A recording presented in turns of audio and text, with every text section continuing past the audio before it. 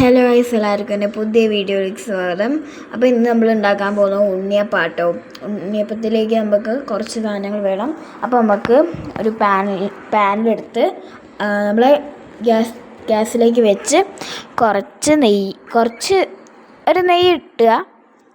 ഇട്ടിട്ട് ആ നെയ്യ് ഒന്ന് ഇതാവണം കേട്ടോ. അലിക്കല്ല, ആ ഒരു നെയ്യ് ഇങ്ങനെ ആവുമല്ലോ. എന്നിട്ട് അതിൻ്റെ അകത്ത് കുറച്ച് തേങ്ങാക്കൊത്തിടണം കേട്ടോ. തേങ്ങാക്കൊത്തിടുകയാണ്. ഇങ്ങനെ ഇട്ടിട്ട് നമ്മൾ ഇളക്കുക കേട്ടോ ചെയ്യുന്നത്. കുറച്ച് നേരം ഒന്ന് ഇളക്കി കൊടുക്കുക. ചുവന്ന കളറാണ് കേട്ടോ. അതുവരെ ഇങ്ങനെ ഇങ്ങനെ ഇരിക്കണം.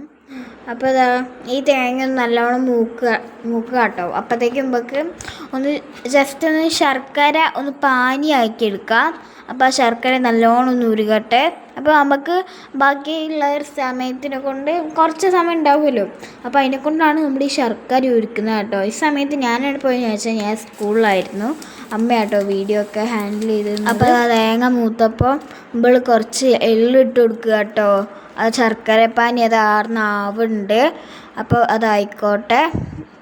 പിന്നെ നമുക്ക് കുറച്ച് പൗഡറൊക്കെ എടുക്കുക. അപ്പോൾ അതെന്തൊക്കെയാണെന്ന് വെച്ചാൽ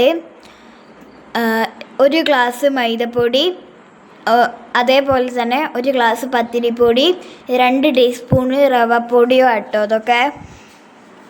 അപ്പോൾ എൻ്റെ ചാനൽ കണ്ടോലൊക്കെ ഒന്ന് സബ്സ്ക്രൈബ് ലൈക്കും ചെയ്യുക കേട്ടോ. അപ്പോൾ ആ ഒരു ഇതൊക്കെ അതിൻ്റെ അകത്തേക്ക് ഞാൻ ഇട്ട് കൊടുക്കുക കേട്ടോ. എന്നിട്ട് നമുക്ക് എന്താക്കുക വെച്ചാൽ കുറച്ച് ഉപ്പും കൂടി അതിൻ്റെ അകത്തേക്ക് ഇട്ട് കൊടുക്കുക. കുറച്ച് മതി കേട്ടോ.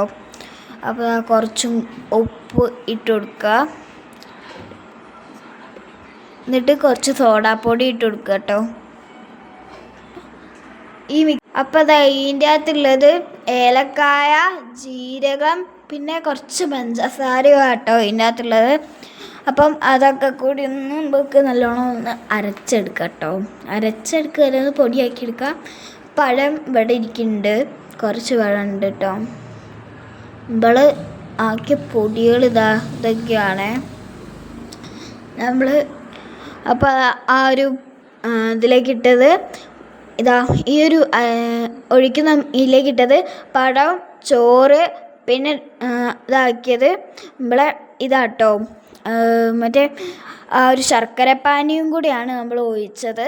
പിന്നെ നമുക്ക് ആ ഒരു തേങ്ങാക്കൊത്ത് ആക്കി വെച്ചിട്ടുണ്ട്. ആ ഒരു ഇത് നമുക്ക് ആ ഒരു ഇതിലേക്ക് ഇട്ട് കൊടുക്കുക കേട്ടോ. ആ ഒരു അരച്ചതൊക്കെ ഞാൻ പറഞ്ഞല്ലോ, അതിൻ്റെ അകത്തേക്ക് ഒന്ന് ഇട്ട് കൊടുക്കുക. എന്നിട്ട് നന്നായിട്ടൊന്ന് ഇളക്കുക കേട്ടോ. നല്ലോണം ഒന്ന് ഇളക്കുക.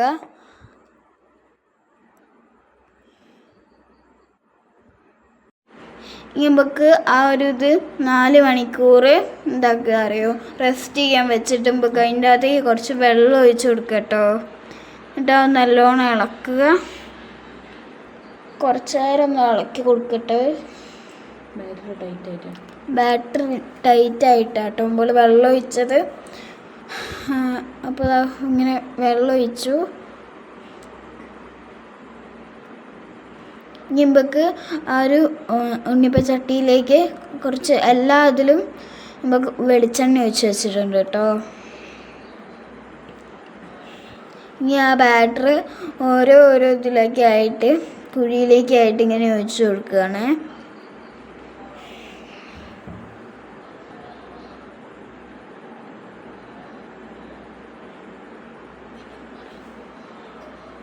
അപ്പോൾ ഒഴിച്ച് കൊടുക്കുകയാണ്.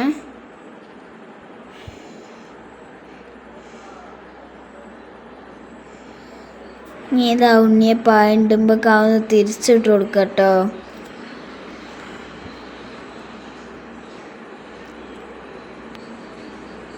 അപ്പോൾ നമ്മൾ കോരിയാണ്. ആ ഉണ്ണിയപ്പം മുഴുവനായിട്ട് വെന്തിട്ടുണ്ട്. അപ്പോൾ ഇതാട്ടോ നമ്മൾ ഉണ്ണിയപ്പം എടുക്കുക കേട്ടോ.